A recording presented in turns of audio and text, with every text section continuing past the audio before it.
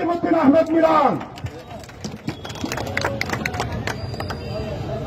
আজকে অবস্থান ও বিক্ষোভ কর্মসূচির এই দিনে আমরা হাজার হাজার জনগণকে সাথে নিয়ে সারা সুনামগঞ্জ শহরের গুরুত্বপূর্ণ এলাকা প্রদক্ষিণ করে এসেছে।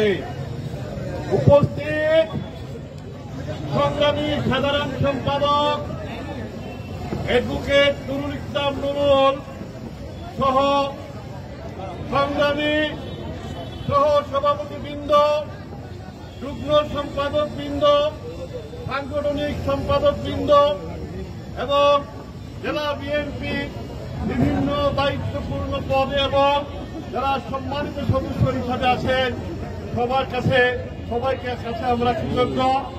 আমরা যুবদল, স্বেচ্ছাসেবক দল, কৃষক দল, বিশেষ করে ছাত্রদল, শ্রমিক দল সকল আজকে আপনারা উপস্থিত হয়েছেন।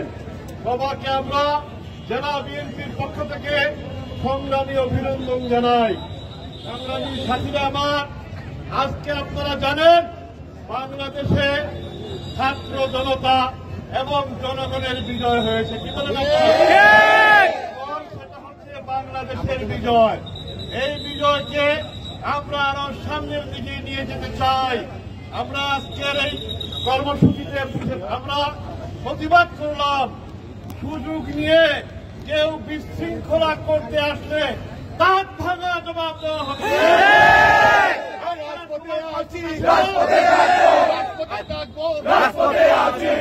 যে কোনো শুভ শক্তিকে মোকাবেলা করার জন্য জনগণকে সাথে নিয়ে, ছাত্র জনতাকে সাথে নিয়ে আপনারা সবাই ঐক্যবদ্ধ প্রস্তুত আছেন তো ভাই?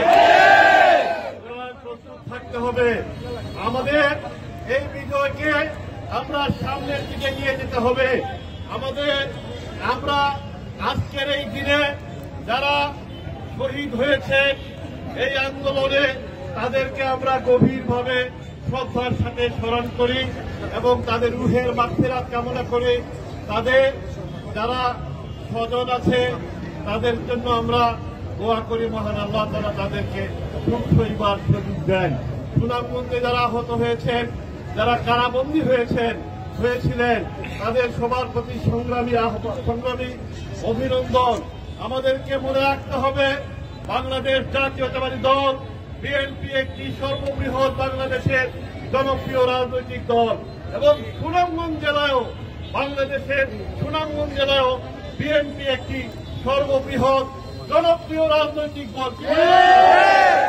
আমাদেরকে কোন অন্যায় কাজের সাথে সম্পৃক্ত হওয়া যাবে না, সন্ত্রাসীতে সম্পৃক্ত হওয়া যাবে না, চাঁদাবাজ এবং আমাদের কারো সম্পত্তি ধ্বংস করার যারা করবেন তাদেরকে দলও শাস্তি দেবে এবং আমরা তা আইন শৃঙ্খলা বাহিনীর কাছে তুলে দেব ইনশাআল্লাহ।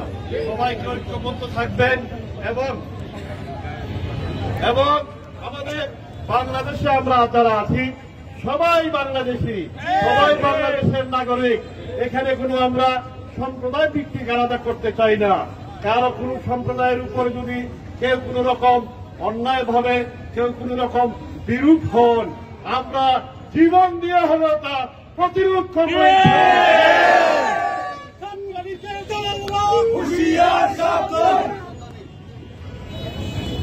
আমাদের বর্তমান পরিস্থিতিতে সুযোগ সন্ধানী হওয়ার কোন সুযোগ নাই, আছে এবং দল স্পষ্টভাবে বলেছে নতুন কাউরে এই সুবিধার জন্য নতুন কোন পাখিকে আমরা এখানে আশ্রয় দেব না। আমরা কেন্দ্রের সুস্পষ্ট নির্দেশ, আমরা আমাদের এই সংগ্রামকে আরো সামনের দিকে এগিয়ে নিয়ে যেতে চাই।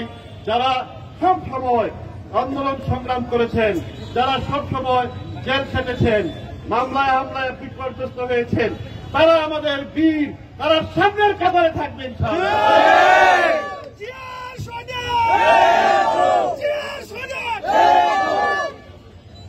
আমাদের সকলকে ধন্যবাদ জানাই।